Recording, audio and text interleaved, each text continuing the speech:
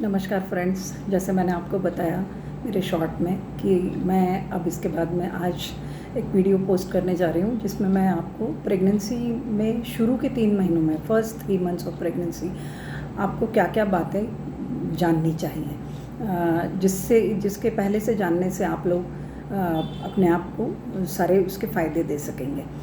तो सबसे पहली चीज़ अपने को क्या जाननी चाहिए?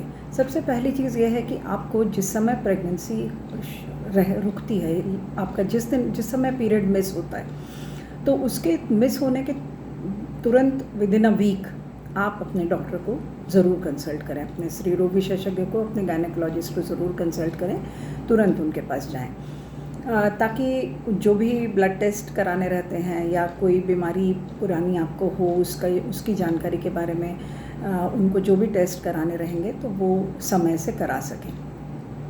दूसरा बहुत इम्पॉर्टेंट चीज़ है, जब आप डॉक्टर के पास जाएं तो आप कुछ चीज़ें बताना डॉक्टर को ना भूलें। जिस समय आपका पीरियड मिस हो गया है तो कुछ चीज़ें बताना ना भूलें। जैसे आपके घर में अगर डायबिटीज़ की हिस्ट्री हो, जैसे मैंने पिछले अपने वीडियो में बताया था, आपके मदर फादर, आपके ब्रदर सिस्टर, मदर के ब्रदर सिस्टर और फादर के ब्रदर सिस्टर, इन लोग क्लोज रिलेशंस में मामा मौसी, बुआ और चाचा ताया और आपके बहन भाई और मदर फादर, इन लोगों में से अगर किसी को भी डायबिटीज़ है तो आप अपने डॉक्टर को ज़रूर मेंशन करें। दूसरा, अगर आप थायराइड के लिए कोई दवा लेते हो तो डॉक्टर को ज़रूर बताएं। तीसरी बात, अगर आप कोई दवाई ले रहे हैं किसी बड़ी बीमारी के लिए, जैसे आपको झटके आते हों या किसी और भी बीमारी के लिए अगर आप दवा ले रहे हो तो आप डॉक्टर को ज़रूर बताइए, उसकी हिस्ट्री ज़रूर दीजिए। आपकी फैमिली में अगर कोई बीमारी है, बच्चा कोई अबनॉर्मल बच्चा है, आपके देवर को या आपके ननद को या फिर आपके भाई बहन में से किसी को, तो उसकी भी जानकारी आप ज़रूर दें। अगर आपको कोई ब्लड से संबंधित बीमारी है, जैसे आपको जानकारी है कि आपके यहाँ सिकलिंग है आपको या आपके हस्बैंड को या आपकी फैमिली में, हस्बैंड की फैमिली में अगर सिकलिंग की बीमारी है तो, या फिर थैलेसीमिया जैसे मैंने पिछले अपने वीडियो में बताया था, अगर उसका जानकारी आपको है तो वो आप ज़रूर दें। और उसके अलावा आपको अगर पीछे कुछ दिनों में कभी यूरिन इन्फेक्शन वगैरह हुआ हो पिछले 1 महीने के अंदर में, तो उसकी भी जानकारी डॉक्टर को ज़रूर दें। तो ये जब आप जाएं तो हिस्ट्री में ये सारी चीज़ें डॉक्टर को बताना ना भूलें, मिस ना करें, क्योंकि बहुत बार डॉक्टर तो नहीं मिस करेंगे, वो पूछेंगे ही, पर फिर भी आप अपने से बताएंगे तो डॉक्टर के लिए भी आसान हो जाएगा। दूसरी चीज़ अब संबंधित होती है कि आप अगर समय से पहुंचेंगे तो सोनोग्राफी आपकी समय से होगी। अब सोनोग्राफी सेकेंड मंथ में, मतलब 6 हफ्ते की प्रेगनेंसी और 8 हफ्ते की प्रेगनेंसी के बीच में सोनोग्राफी होना बहुत ज़रूरी है, जिसे कि हमारी भाषा में डेटिंग सोनोग्राफी कहा जाता है। क्योंकि इस समय जब सोनोग्राफी में जो भी प्रेगनेंसी का ड्यूरेशन बताया जाता है, 6 हफ्ते, 5 हफ्ते, 7 हफ्ते, 8 हफ्ते, वो जो ड्यूरेशन बताया जाता है वो सबसे सही ड्यूरेशन रहता है, वो सबसे सही फाइंडिंग रहती है।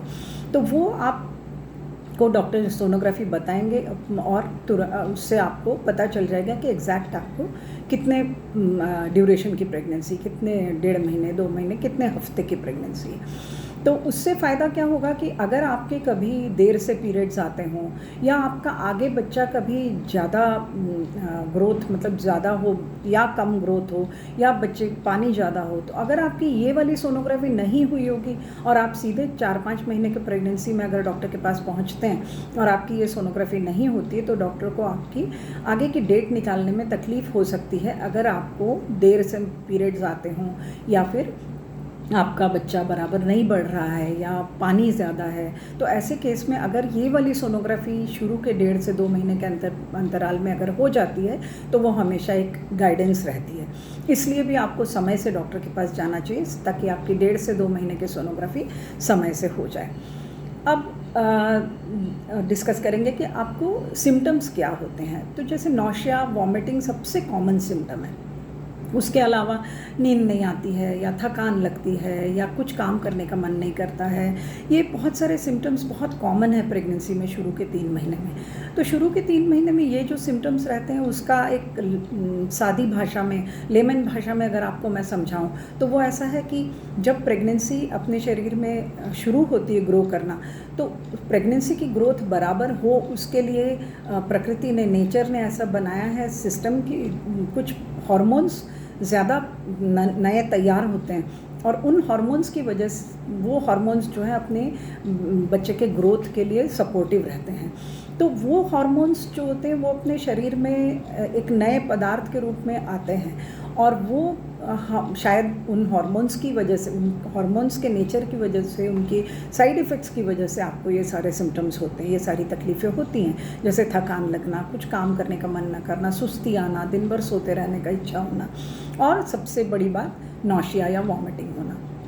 तो अगर नौशिया जी मचला रहा है या उल्टी हो रही है तो आपको चिंतित नहीं होना चाहिए कि ये बहुत कोई बड़ी प्रॉब्लम है। ये बड़ी प्रॉब्लम नहीं है, ये एक नॉर्मल सिम्टम है प्रेगनेंसी का, जिसे कहते हैं कि नॉर्मल लक्षण है प्रेगनेंसी का। तो और ये एक पर्टिकुलर हार्मोन जिसे ह्यूमन कोरियोनिक गोनाडोट्रोपिन हमारी भाषा में कहते हैं, वो हार्मोन एक नया पदार्थ बनता है जो कि बच्चे के बढ़ने के लिए ज़रूरी रहता है। उस पदार्थ की वजह से ये तकलीफ़ हो सकती है, होती है। तो ऐसे में आपको चिंता नहीं करना, केवल आपको कुछ प्रिकॉशंस लेनी है। जैसे आप बहुत देर तक भूखे पेट ना रहें। बहुत देर तक भूखे पेट नहीं रहेंगे तो आपको नौशिया की तकलीफ़ कम होगी। सिमिलरली या उल्टी की तकलीफ़ कम होगी। सिमिलरली अगर उल्टी होती भी है, आपको डर लगता है कि खाने के बाद उल्टी हो जाएगी, तो आप अगर उल्टी होती भी तो भी आप खाएं, खाना अवॉइड ना करें, क्योंकि अगर उल्टी के डर से आप नहीं खाएंगे तो आपका न्यूट्रिशन अफेक्ट होगा, जो कि इस समय में, इस प्रेगनेंसी के समय में बहुत इंपॉर्टेंट रहता है। तो आप वॉमिटिंग अगर हुआ भी तो मे बी 80% आपका निकल जाएगा, पर 20% कुछ तो आपके पेट में रुकेगा, जिसकी वजह से आपको न्यूट्रिशन मिलता रहेगा। और तीसरी बात है कि आप कुछ सूखा दिन भर में खाएं, ड्राई बिस्किट, 1-2 फल के टुकड़े, कुछ टोस्ट, इस तरह का खाएंगे तो आपको नौशिया और वॉमिटिंग की तकलीफ़ कम होगी। और मुश्किल ये है कि स्ट्रेस बिल्कुल ना लें। ये एक बहुत ज़रूरी बात है कि स्ट्रेस आपको नहीं लेना है। और रात में आप कुछ जल्दी खाना खाएं, बहुत देर से खाना ना खाएं। 8 बजे के अंदर अंदर खाना खा लें तो बेटर रहेगा। रात को सोते समय आधा कप दूध, पौन कप दूध, आप जितना भी पी सकें थोड़ा सा दूध पी के सोएं। और अर्ली मॉर्निंग उठते ही साथ आप कोशिश करें कि कुछ थोड़ा सा ड्राई खा लें, बिस्किट, टोस्ट वगैरह ऐसी चीज़, जिससे कि आपको मॉर्निंग में जो सिकनेस होती है, मॉर्निंग में जो नौशिया होता है वो अवॉइड हो जाएगा।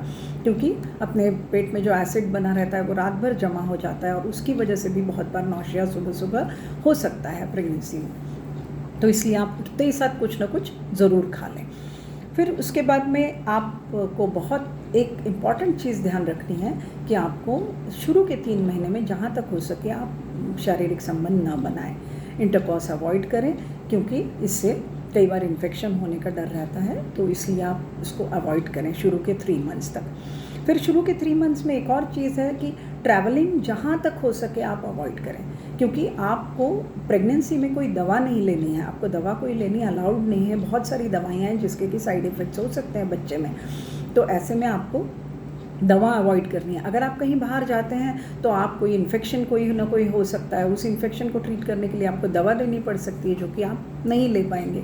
तो एक वो कारण होता है। दूसरा, बाहर खाने से आपको इन्फेक्शन हो सकता है, सर्दी ज़ुकाम, खांसी, मलेरिया, इस तरह की डिजीज़ेज़ हो सकती हैं। उसके अलावा आप कहीं भीड़ भाड़ में जा रहे हैं, आप धक्का लग गया, गिर गए तो ब्लीडिंग की समस्या हो सकती है, जिसमें कि प्रेगनेंसी को खतरा हो सकता है। तो इसलिए आप बहुत ही ज़रूरी हो तो ही आप फर्स्ट 3 मंथ्स में ट्रैवल करें, अदरवाइज़ आप ट्रैवलिंग ना करें। और आखिरी बात कि कोई भी दवाइयाँ आप बिना अपनी डॉक्टर के एडवाइस के न लें, अपने मन से बिना डॉक्टर के पूछे कोई भी दवाइयाँ न लें। आशा है आप ये सारे पॉइंट्स ध्यान रखेंगे, जिसका कि आपको काफ़ी फ़ायदा मिलेगा। मेरे टॉक को सुनने के लिए बहुत बहुत धन्यवाद। और आप